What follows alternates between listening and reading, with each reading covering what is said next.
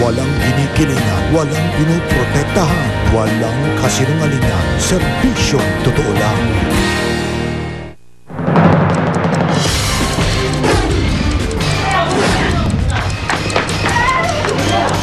Exclusive! Umano'y supplier ng marijuana sa Pasig. Arestado sa bypass operation. Ang sinusuplayan umano, mga estudyante sa high school na naglalako mismo sa kanilang eskwelahan. Bininta ko po ng 25 pesos. Pagtataas ng toll sa mga expressway dahil sa ibat. Tuloy na sa Lunes. Bagong toll matrix. Inilabas na sa SLEX. Doble aray! Dahil ipatutupad na rin ang mahigit 200% toll hike. Dagdag pasahe. Asahan na raw. Exclusive. Napatay na lider ng karnaping group na si Ivan Padilla. Negatibo sa gunpowder test. Sa Amerika, babae nagwala sa drive-thru dahil wala ang gusto niyang orderin. Panghihilakbot ang pambabastos sa kanyang ina. Matapos ang palitan ng tirada sa plenaryo, mga nagkainitang kongresista, napagayos ni Congressman Manny Pacquiao sa pamamagitan ng basketball. Bloodletting drive sa pagdiriwang ng karawan ni Mel Tiangco. Muling dinagsa. Marian Rivera Dingdong Dantes, napapadalas nga ba ang tampuhan dahil sa selos? At Willie Revillame, handa raw sakaling kasuhan siya ng ABS-CBN dahil sa pagtalikod sa kanilang kontrata.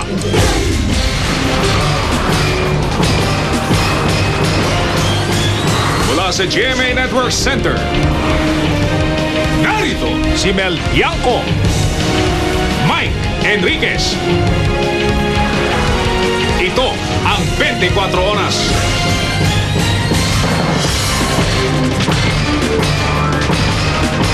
Magandang gabi po. Laganap na ang bentahan ng marijuana sa ilang eskwelahan. Ayon po yan mismo sa pulisya. Nakumpirma yan nang matapos mahuli ang isang 12 taong gulang na estudyante na nagbebenta sa kanyang mga kaklase. Itinuro naman ng bata kung sino ang nagsusupply sa kanya. Agad na tinugis ng mga pulis. Nakatutok si Emil Sumangil, Exclusivo. Alas 3 kahapon, sinimula ng surveillance. Pero ang stakeout, nagtagal ng higit sa 12 oras. Dahil ang target ng bypass operation, hindi basta binentakan ang police asset. Ano nangyari? Wala kami 200. Hindi pa inaabot yung pera eh. Tapos, gusto ko kaliwaan eh. Muling umiskor ang asset ng mga pulis. Sa pagkakataong ito, ang ina ng target ang nabila ng marijuana. Nang bitawan ng go signal, dito na lumusob ang mga operatiba ng Eastern Police District Anti-Illegal Drugs Special Operations Task Force.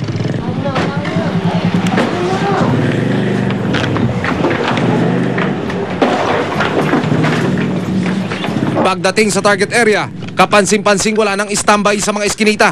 Ang unang target na si Michael Sumulong alias Nonoy, nakatakbo na. Tumalon daw sa bubungan sa kalumundag sa kabilang eskinita. Ma'am, nakalawali. Sa kabilang kalawali. Saan? May kalawali. Pwede ba dito? Pwede ba dito? Diretso na ka dyan, dito kami. Sige, doon na. Yan ang aming dumaan kanina eh.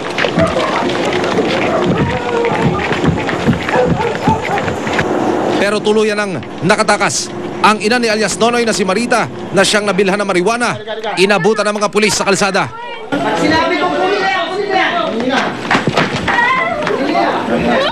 Sinabi kong... Hoy, huwag nyo sasaktan yan. Wala na kayong karapatan.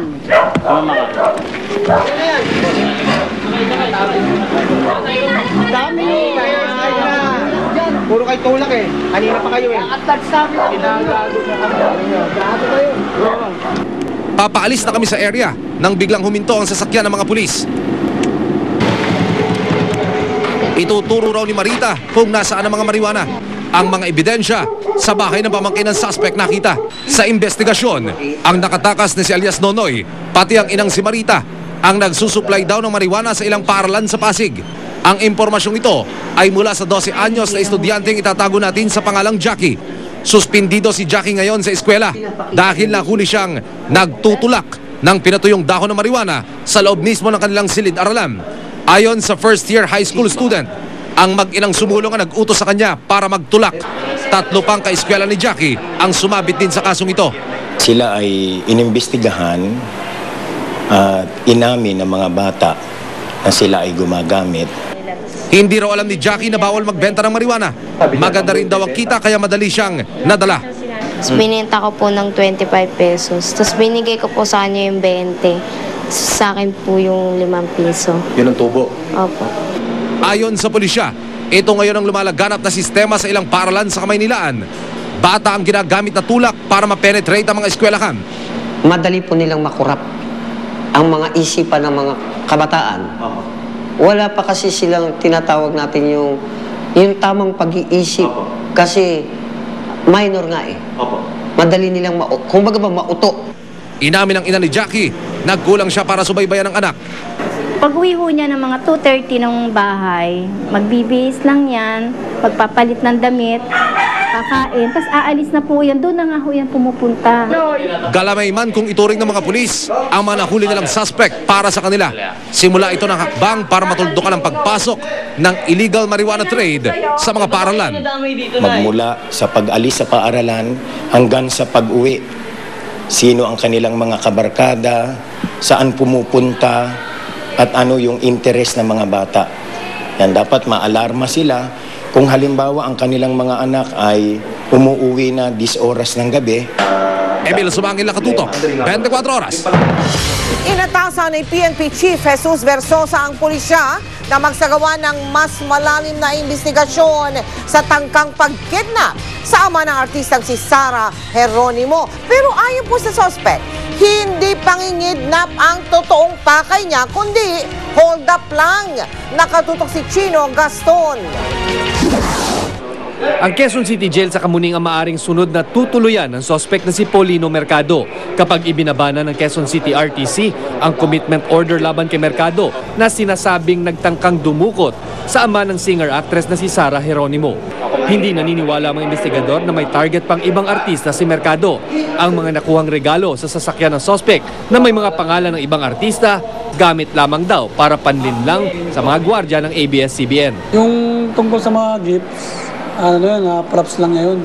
Para in case na masita siya o sitahin siya ng gwardya, may papakita siyang mga gift na props niya. Kunyari na ibibigay niya. Pero mismong si Chief PNP Jesus Versosa, inatasan na ang Police Anti-Crime Emergency Response o PACER na magsagawa ng mas malalim na investigasyon sa insidente. I have told PACER to i-analyze kung ano yung nangyari, and then they will be coming up with the assessment of what happened. Aminado man siya sa kanyang pagkasala, hold up daw at hindi kidnap ang pakay ni Mercado sa ama ng aktres. Gusto ko lang, sa dala ng kagipit ako, gusto ko lang talaga makuha yung pera niya na nasa katawan niya. Yun lang motibo ko sa kaya ako nagawa sa, pero hindi ko sa kikidnapin.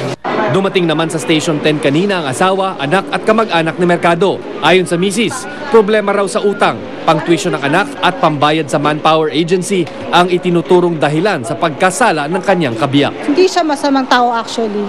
Nagawa niya lang yan dahil sa kagipitan. June 30 dumating sa bansa si Mercado mula Singapore kung saan nagtrabaho bilang aircraft mechanic. Paalis na rin sana ulit pero kinapos daw ang perang pambayad sa ahensya. Na-inquest na si Mercado sa kasong kidnapping at di pinapayagang makapagpiyansa ng piskal. After preliminary investigation, bali no bail recommended ang piskal sa kanya. Chino Gaston, nakatutok, 24 oras.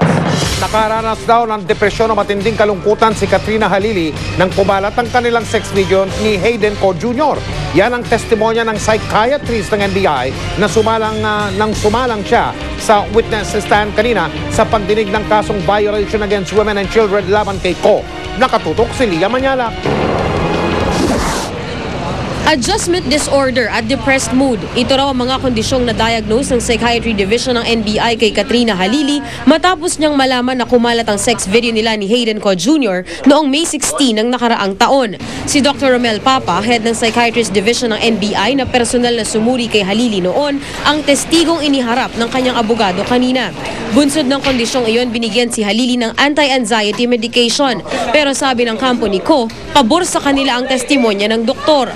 Wala si Halili kanina, pero naroon si Co kasama ang ina. Sabi niya, it is the circulation or the uploading that was the cause of the diagnosis of the adjustment disorder. So that's good for me. Ang testimony ni Dr. Papa destroys their whole case. This is not the only sex video. There were other dancing videos. She was not stressed. Pero giit ng kampo ni Halili, of course, kasi lumabas. Kung hindi lumabas, wala naman tayong crime eh. What you don't know will not hurt you. Ganun ka-basic yan. Hindi mo kinakala maging lawyer yan. 3 buwan daw ang recovery period para sa taong na-diagnose ng adjustment disorder. Pinasusupi na rin ng abogado ni Halili ang di umano'y tape conversation ng ina ni Hayden na si Irene Co at Lolit Solis. Sa conversation, sinabi niya na hindi alam ng mga babae na kinukunan sila ng sex video. I think that is totally irrelevant. Pinagbigyan naman ng korte ang hiling ni Co na makabiyahe sa France sa September 1 hanggang 12. Business trip daw ito na may kaugnayan sa kanyang bubuksang bagong negosyo. Kaya naman tila relaxed at palangiti si Co kanina. Nang tanungin kung sila na nga ba uli ni Dr. Vicky Bello na todo suporta sa kanya sa kaso, sa akin na lang po yun. Ayon pa kay Hayden, gumagawa na rin sila ng paraan para maibalik ang lisensya niya bilang doktor na inalis ng Professional Regulatory Commission o PRC. Lia Manyalak, Nakatutok, 24 Oras. Bukod sa autopsy, sinalang sa paraffin o gunpowder test ang napatay na leader ng carnapping group na si Ivan Padilla. Negatibo ang resulta. Nakatutok si June Veneracion. Exclusive. Sa pahayag ng anti-carnapping group ng NCRPO, ang operating unit na nakatimbog kay Ivan Padilla, unang pumutok ang hininalang leader ng carnapping syndicate, kaya napilitang gumanti ang mga pulis. Yung resulta ng paraffin exam concludes that both hands does not contain any gunpowder nitrates. Sa paraffin test, makikita kung may naiwang gunpowder nitrate o pulbura ang bala. Ginagamit ito sa investigasyon ng pulis. Bagamat hindi conclusive, tinatanggap ito ng korte bilang ebidensya. Paliwanag ni Dulod, pwedeng magregatibo sa gunpowder test kung sa open space nagpaputok o gumamit ng espesyal na baril o bala o pwede ring hinugasan ang kamay. Sa kaso ni Padilla, nasa loob siya ng sasakyan na mangyari ang enkwentro at ang mga baril na nakuha sa kanya ay mababang klase lang. Yung paraffin exam, hindi siya definite result na nagpaputok isang tao kahit mag-negative siya o mag-positive siya. Nauna nang lumabas sa autopsy report ng SOCO na malakas na puwersa sa lalamunan at hindi tama ng bala ay kinamatay ni Padilla. Nagpositibo naman sa gunpowder residue test ang caliber .22 pistol na nakuha kay Padilla. Hindi raw ibig sabihin ito nung araw din yun ipinutok ang baril dahil ang gunpowder residue ay maaaring tumagal ang hanggang 1 buwan. Ikinabigla ng National Police Commission ang mga lumabas na resulta sa pagsusuri ng SOCO sa katawan ni Ivan Padilla. Dahil dito, nagsasagawa na rin sila ng investigasyon kahit wala pang nagrereklamo. Pagtitiyak ng NAPOLCOM, wala silang sisiluhin sa kanilang investigasyon. Nais malaman ng NAPOLCOM kung meron bang nangyaring rob-out. Kailangan na maliwanagan ito sapagkat kahit na ano pa man ang sabihin nila tungkol sa pangyayaring ito, ang importante rito ay ang mga pulis ay magsagawa ng kanilang operation sa tamang pamamaraan. Giit ng ANCAR, handa silang humarap sa anumang investigasyon. Wala rin daw naganap na rob-out. Hanggang ngayon, pilit pa rin namin kinokontak ang pamilya Padilla. June Veneracion, Nakatutok, 24 Oras. May balita po tayo para sa mga motorista. Matutuloy na po sa Lunes ang pagtataas ng singil sa mga tollway. Pinakamalaki ang dagdag singil sa South Luzon Expressway. Kaya ang isang grupo ng transportasyon nagbabala na. Kaya nasusunod na ang dagdag pasahe. Nakatutok si Julio Segovia. Simula alas 10 ng gabi sa August 16, epektibo na ang 12% IVAT sa lahat ng tollway. Kabilang ang SLEX, NLEX, SCTEX, Skyway, Manila Cavite Toll Expressway at Star Tollway. Pero mas malaking dagok ang mararanasan ng mga daraan sa SLEX. Bukod kasi sa 12% IVAT, idadagdag pa ang 250% toll hike na 2 beses nang naantalang ipatupad. Kaya sa SLEX mula Alabang hanggang Calamba, 85 pesos na ang dating 22 pesos na toll sa Class 1 vehicle o mga kotse, jeep at van. 170 naman ang dating 43 pesos para sa Class 2 vehicles tulad ng bus at 255 pesos naman sa Class 3 gaya ng mga truck. Kaya ang transport group na